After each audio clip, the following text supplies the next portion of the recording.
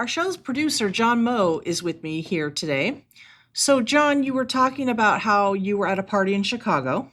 Party in Chicago, public radio thing. I worked in public radio for a long time. And this is 2016, right? So word has gotten around at this party that I was working on a podcast about depression. It's called The Hilarious World of Depression. Peter Sagal comes up to me, host of Wait, Wait, Don't Tell Me, the NPR show. So he's a friend of yours. Friend of mine lives in Chicago, and he pulls me aside at this party and says, "Hey, here you're working on a depression podcast.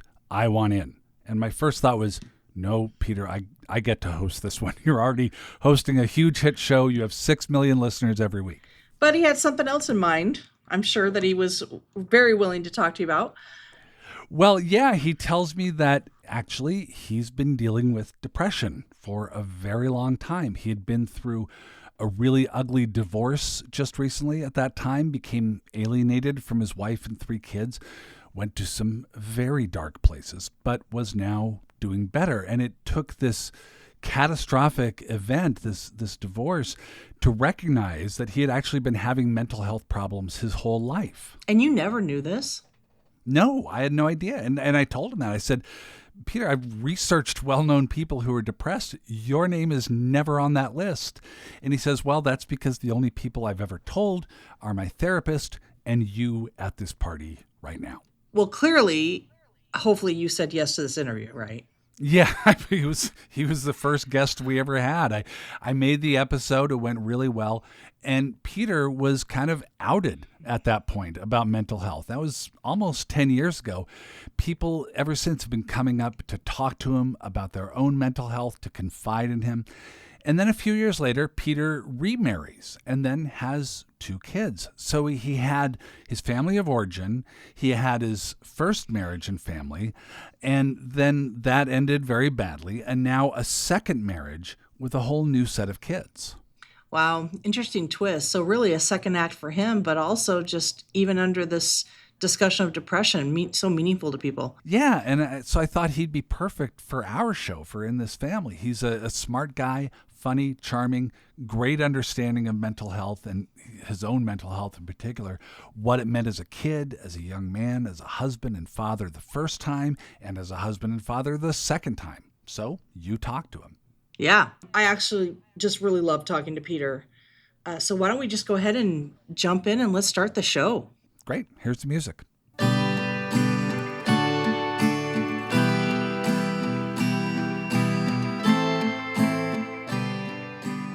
Welcome to In This Family. I'm Dr. Michelle K. Murray. I'm a licensed marriage and family therapist and the CEO of Nexus Family Healing. Peter Sagal is the host of the weekly NPR news quiz, Wait, Wait, Don't Tell Me. He joined me from his home in Chicago. Welcome, Peter Sagal. It's great to have you on In This Family. Thank you, Michelle. It's great to be here. I feel warmed already by the family embrace. I wondered if maybe you could start by just talking about the role of mental health in your life. Oh, goodness. So I grew up as, and I say this term with all its implications, a gifted child, as in, certain school programs and also the famous work, The Drama of the Gifted Child, meaning that I had talent and was expected to do a lot of things with that talent. And for those who went through that, certainly in my generation, I'm 60, I'm just about to turn 61, that was a blessing and a curse. A blessing in the sense that, I was given amazing opportunities and resources and encouraged in a way that I think, frankly, everybody should be, not just those who are selected for that. But it also led to a lot of expectations put on me by, everybody, authority figures, my parents, and ultimately myself. And, I could go on for days about that, but the thing that is important for the current conversation is that because I was, again, I say this with, the air quotes, I'll do them now, gifted, I expected of myself that I would not need help of any kind. Nobody could teach me anything, and I was innately clever enough to get by with that. But I didn't need the help of therapists. I did not need the help of psychologists. I didn't need the help even of a trusted friend I could admit my vulnerabilities to. And that carried over into adulthood, meaning as I grew up, graduated high school, college, early adulthood, ultimately marriage and parenthood, I was struggling with mental health issues, as I recognize now, but always felt that just like with a standardized test, I could, fake my way through it or rely on my innate cleverness. Yes. And it wasn't until things came to a real crisis and basically a very bad divorce that happened a little more than 10 years ago, just as I approached 50, my mid to late 40s, that I finally realized I could not do this on my own and sought out help.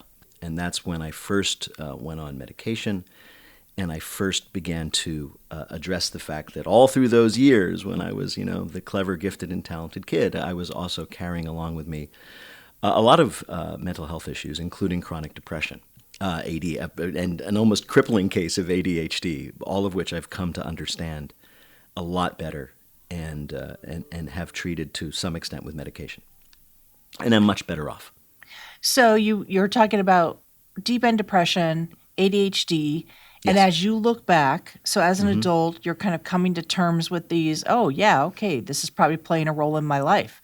Oh, yeah. And as you reflected, quickly growing up and having all that pressure put on you, do you remember or recall when the depression and the ADHD was really affecting you as you were growing up?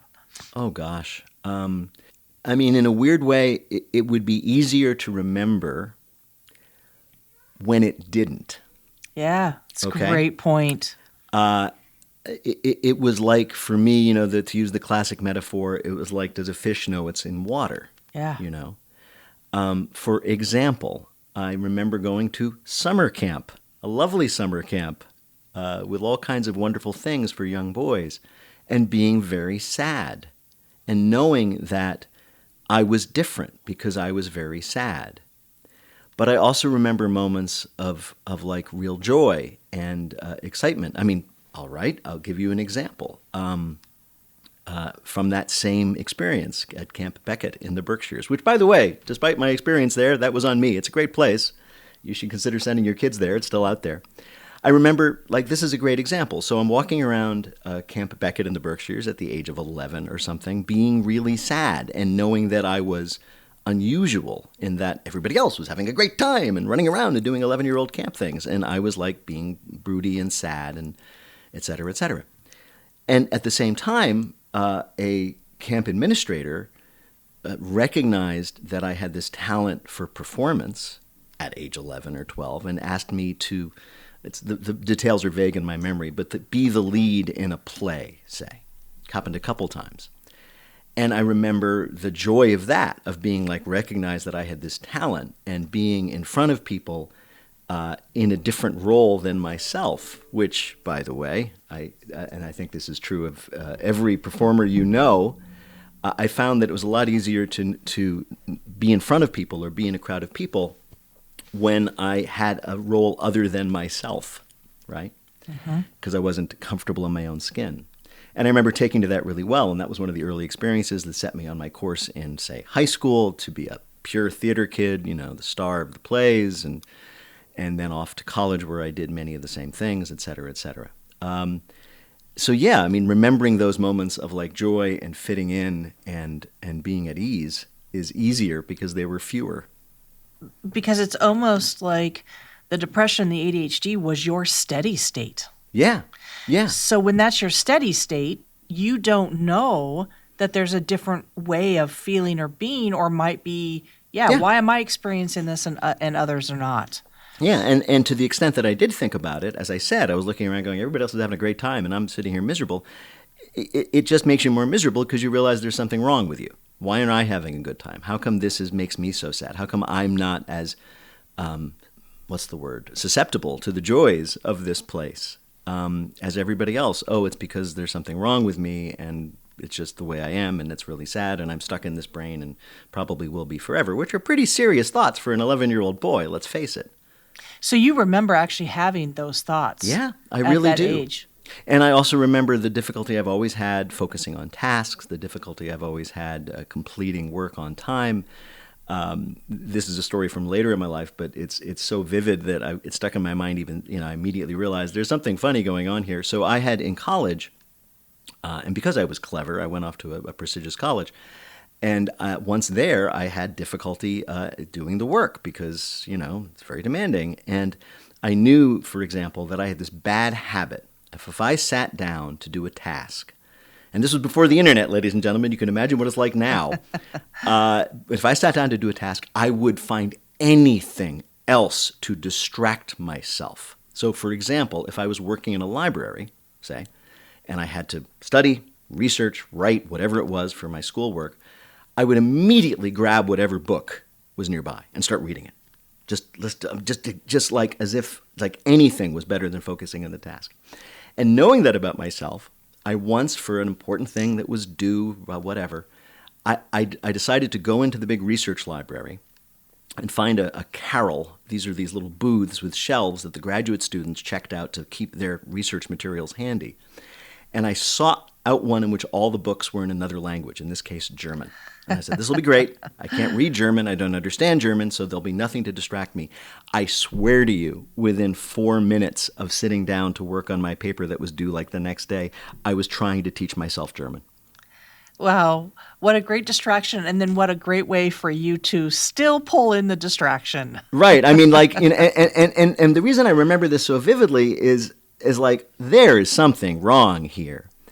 And, this was, it would have to be sometime around mid-'80s and 85. This was, you would tell me, you're the professional, but this was long before, in my memory, I had ever heard of anything called ADHD. Yes, you would be right on that. Yeah, and so all I knew was like, again, there was something wrong with me. All my friends had this ability to focus, do work, to lose themselves in what was doing, and to stay on task, knowing, the stakes, and I just couldn't manage it. So let me ask you about your parents and maybe other adults around you. Were they noticing that you were struggling in these ways? That is a really good question.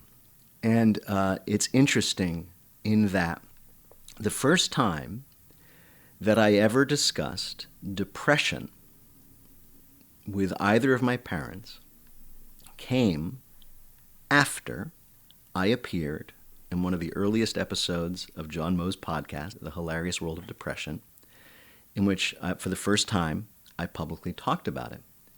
And upon listening to it, my father contacted me. Wow. And started talking about, not per se his depression, but a depression in our family, that my mother, who had a variety of mental issues, mainly dealing with an external event, a kind of brain trauma, but that's another story, and her father, my father felt, had suffered from depression, that there was depression in our family, that maybe I inherited it, My point being that no, it was never discussed. The only time that my mental health was questioned or caused worry in my adolescent years was when I went on a huge weight loss jag as a high school kid. I had grown up a pudgy kid, and as everybody knows, if that is your background, you will always, to whatever extent, healthy or not, be concerned about your weight and your body image, and that's another. Let's add that to my symptoms. Exactly. Body dysmorphia. Okay, thank you. We'll put it on the checklist. And when I was junior, maybe in high school, I started running, and I started running a lot, and then I started dieting, and then I started dieting a lot. And my mother, concerned with all the weight I was losing, took me to see the doctor. And something happened at that point that I have found out subsequently is fairly typical with boys, or at least at that time, in that when a girl starves herself due to anorexia or related issues, everybody's very worried. When a boy does it, they usually think he's being athletic and trying to get in shape. And that's more or less what the reaction I got was. I didn't have any bad, since I wasn't menstruating, my menstrual cycle wasn't affected, et cetera. So the doctor said, yeah, well, he's just getting in shape. He's running 8 miles a day. Well, you'll lose weight if you do that. Good for you, and that's what happened. And ultimately I had to deal with that other mental health crisis myself, and I escaped it mostly. I know that you're an avid runner, and so you bring up this running during your adolescence and really discovering this running. Yes. So how has that helped or been a part of managing your depression and ADHD? A So much so, I ended up, without meaning to, writing a whole book about it. Yes. And when I say without meaning to, when I first, so backing up a little bit, I ran when I was in high school, somewhat overly much so, as I just mentioned, and then gave it up as I grew up and got married and had a lot of distractions and gained weight, and then started when I turned 40 and became a very serious runner and achieved some milestones and started writing about running for a national magazine, Runner's World, and ended up writing a book about running, or pitching a book about running. And that was supposed to be like, here's a middle-aged guy, short, pudgy Jew. He's become a marathoner. He's, done really well. This is, my just a normal schmo like you. Here's how you become a good runner. But after I pitched the book and before I ended up writing it, I went through this terrible divorce.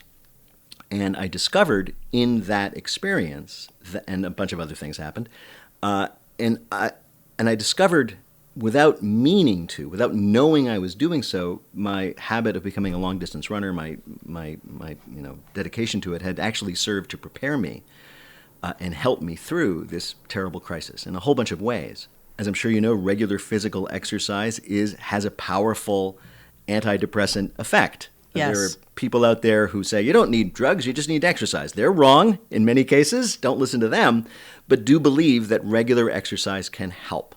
And maybe for some people out there, it's all they need. For others, it's not. For me, it helped a lot. That's great. I want to go back a little bit and talk more about the conversation that you had with your father. So you had never really talked about this growing up, and No. it's, I think, just really awesome that he's listening to your interview with John and reaching out to you to say, hey, this could be in our family. So did you learn anything more about that? Not really at that extent. And here we get into an area where I, since I'm speaking in something that will be publicly available, I feel the need to preserve his privacy. Yeah, it's really his story, not yours. It's his to tell. story, and Yeah. it's not mine, and I'm not going to tell it for him. But I will say that in another circumstance, sometime later, we actually had the first, and maybe will be the last, even though my father is still healthy and fine, conversation in which he talked about some of his own upbringing, stuff I had never heard before. And what I discovered is that, how best to put this? My father dealt with a lot of stuff growing up, and I say stuff advisedly because we don't swear. Some stuff I didn't know. Stuff that was not his fault. Stuff that, is it ever if you're a child? Stuff that was imposed on him by, let's say, parents and relatives making very, very poor choices.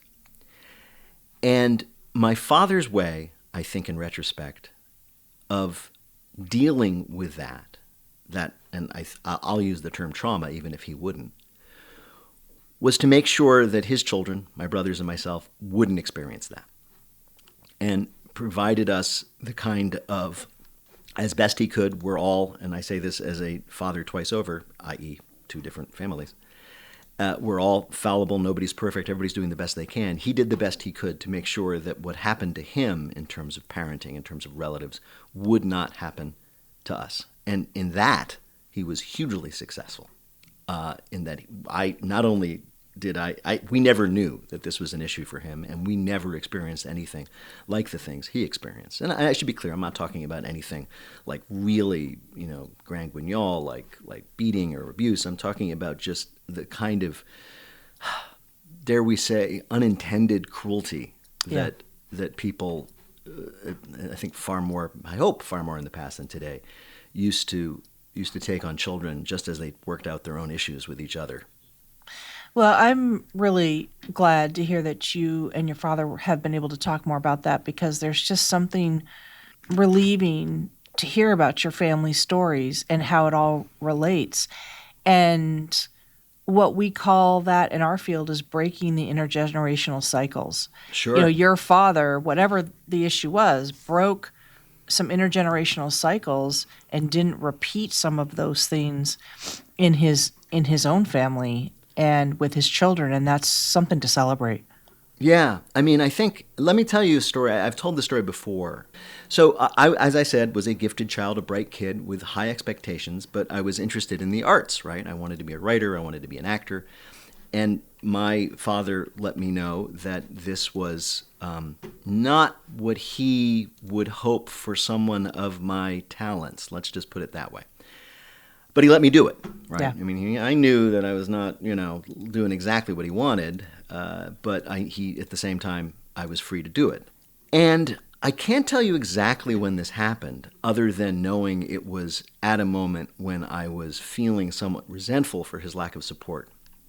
But I came across in a closet in my childhood home, and because it was stored in what had been my childhood bedroom, I'm assuming it was after I left the home, so I put it in college, just some records, memorabilia of his own childhood, including his high school yearbook and high school newspapers.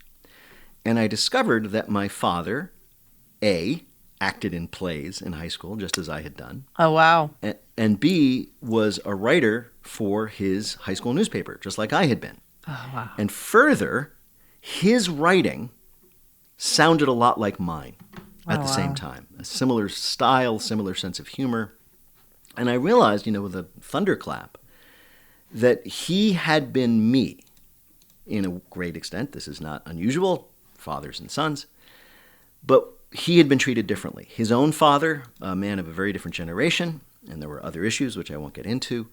Among other things, it was his stepfather, was an engineer, had gotten, when it was very difficult for Jewish men of that generation, an Ivy League education in engineering, and told my father, when he was making his decision about post-high school education, that my father was going to go to Cornell, just like his stepfather, my grandfather, man I knew was my grandfather, did, and that he could choose any major he wanted. He could major in either chemical, civic, or electrical engineering, his choice. And that was, and the threat, I think, was, if you don't do those things, I'm not paying for it. I mean, just like, this is what you're going to do. And that's what my father did. He went to Cornell and was a chemical engineering major and eventually got his doctorate in that field and had a successful career in corporate America.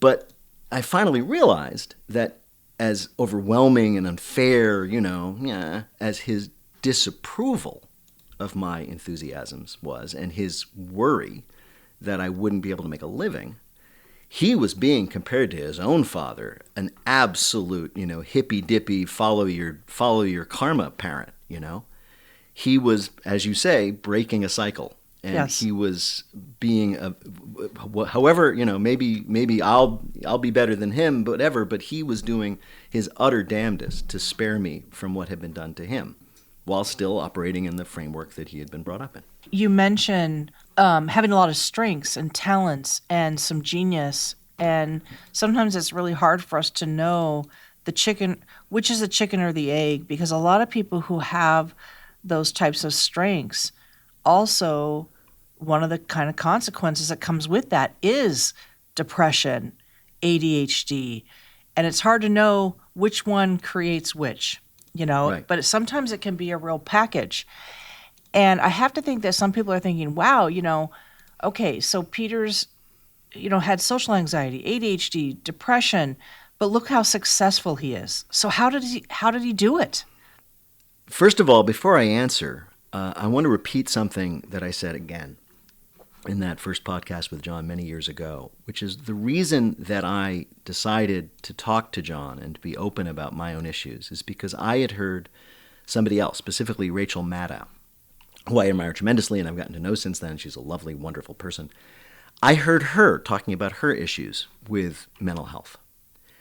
And she is somebody who I admire hugely, right, in terms of her intelligence and her work ethic and her success. I mean, she is like just, oh my God, what an amazing, successful person who, to my mind, had it all together. And to hear her talking about her depression and her mental health made me feel weirdly better, because if somebody I admired that much could be struggling with the same things, then maybe I wasn't such a, insert your word there. So one of the reasons I'm happy to do this and talk about my own issues is in the hope that somebody who feels about me the way you just described takes the same message. Like, oh my God, if you're out there and you think, oh, Peter Sagal, longtime host of the show and all this other whatever, if this guy's dealing with all these issues, then maybe I'm not so weird and maybe I'm not so doomed. Then that's what I want people to understand, that to the extent I've been successful, I've just been dealing with the same stuff that you have. And sometimes worse, sometimes not as bad, but there's hope for everybody. And if your question is, how did I manage anyway? Who's to say? For one thing, a huge amount of luck, which I could describe. I mean, basically, I got my job, which ended up becoming my career because of a random phone call somebody decided to place to me and a recommendation. But also because I was lucky enough to find a career that suited my assets. We've talked about my disadvantages. Okay, I have a bunch of those, but I had some advantages. I can think in the right mood very, very quickly. I can retain a lot of information. I have a sense of humor, which not always, but most of the time, enough other people find amusing as well. I know a lot of stuff and can remember a lot of stuff, meaning that I can talk about almost anything for a couple of minutes and seem like I know what I'm talking about. And I have an entertainer's sense, not the best, but enough, of what other people might find interesting. And so I ended up hosting this radio show, that in which all of those skills are of use. And if I hadn't discovered this job, I don't know where I'd be. My ambition was to be a writer of screenplays and plays, and I was making my way. I don't know if I would have succeeded in that field. There's a lot of talented people, far more talented than I, who didn't make it, but I certainly would have been trying that probably, and we would have seen what had happened. Well, thank you for all of that. And the show that you are referring to that you hosted is Wait, Wait, Don't Tell Me. Yes. Just for the sake of our listeners. Yes. And if a you were great listening, show. if you've listened this far without knowing that, what are you Yes. doing? Why do you Yes. care who I am? Exactly.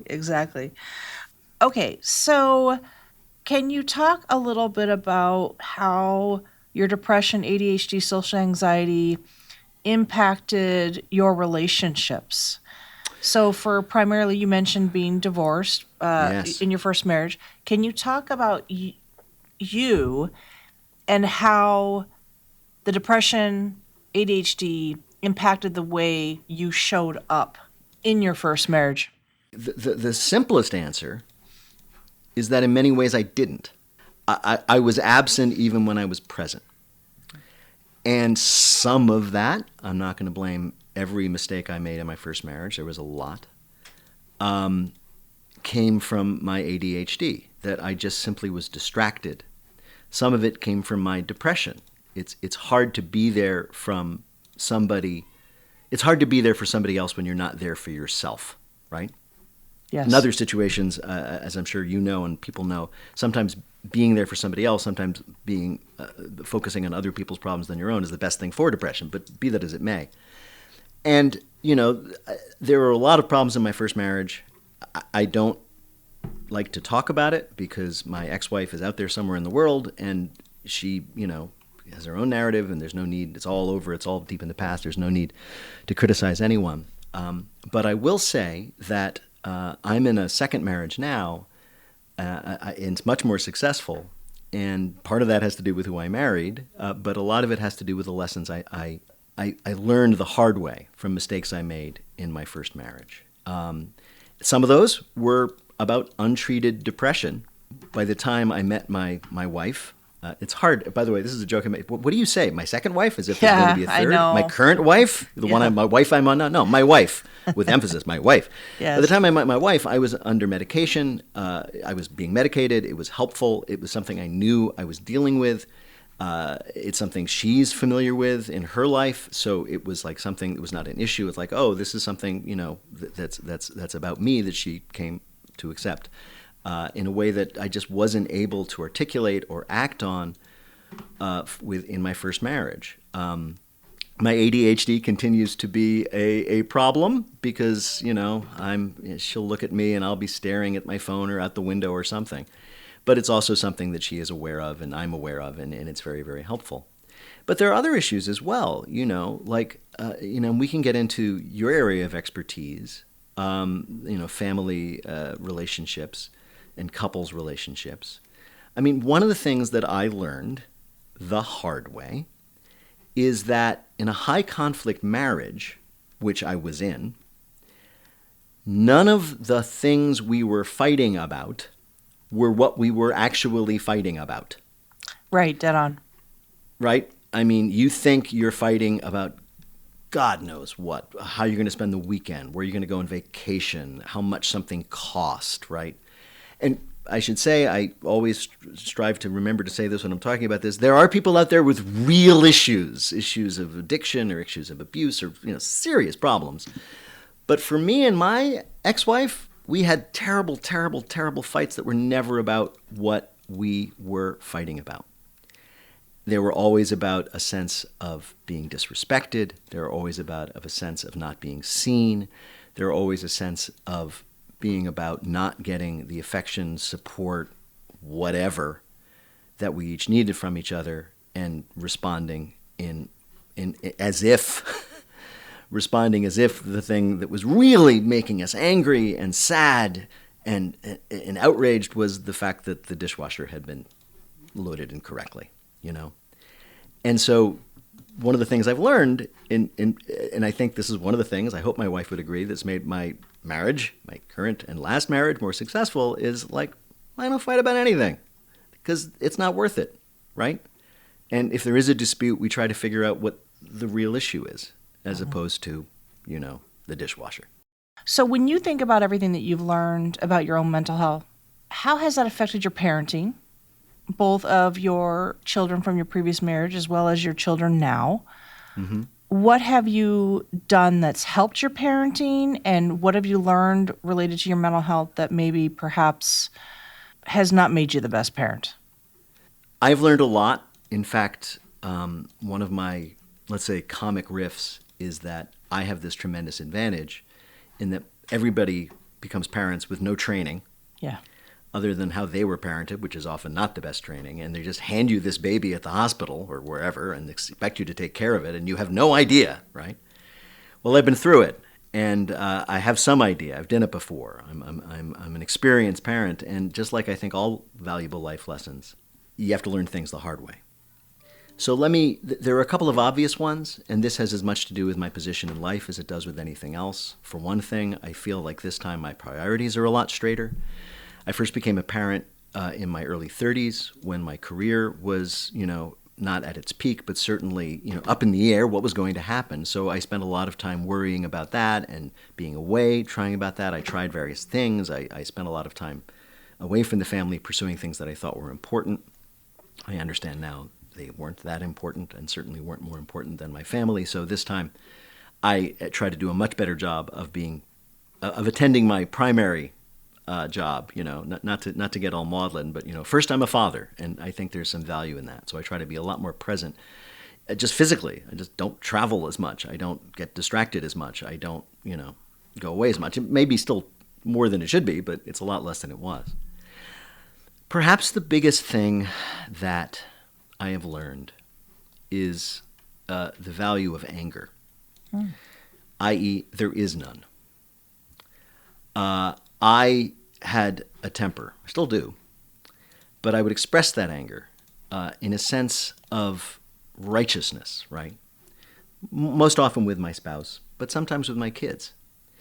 And there is a mistake that a lot of people make, and I think they make it not only in family situations, but also in life, in other relationships, business, or God knows these days in politics, that anger is a source of power.